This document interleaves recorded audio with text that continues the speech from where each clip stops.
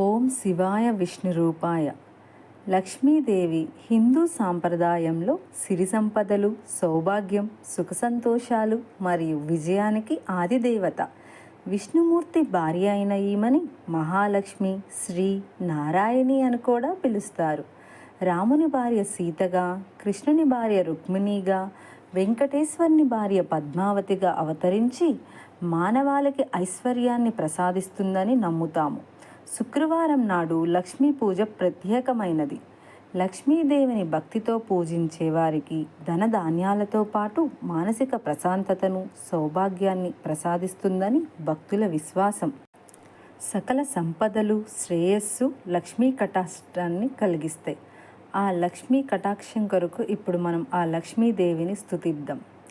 ఓం మహాలక్ష్మై నమో నమః. ఓం విష్ణుప్రియాయై నమో నమః. ఓం ధనప్రదాయై నమో నమః. ఓం విశ్వజనన్యై నమో నమః.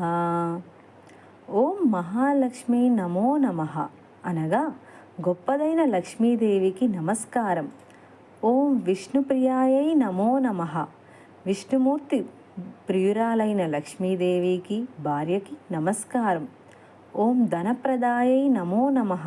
ధనాన్ని ప్రసాదించే లక్ష్మీదేవికి నమస్కారం. ఓం విశ్వజనన్యై నమో నమః. విశ్వానికి తల్లి అయిన లక్ష్మీదేవికి నమస్కారం. ఈ మంత్రాన్ని నిత్యం పఠించడం వల్ల జీవితంలో సుఖశాంతులు, సకల శుభాలు, సకల ఐశ్వర్యాలు కలుగుతాయని నమ్ముతారు. లక్ష్మి అంటే ఐశ్వర్యం, సంపద, అదృష్టం మరియు సకల శుభాలకు దేవత. అలాగే లక్ష్యాన్ని గుర్తించి దాన్ని సాధించేది అని కూడా అర్థం చెబుతారు.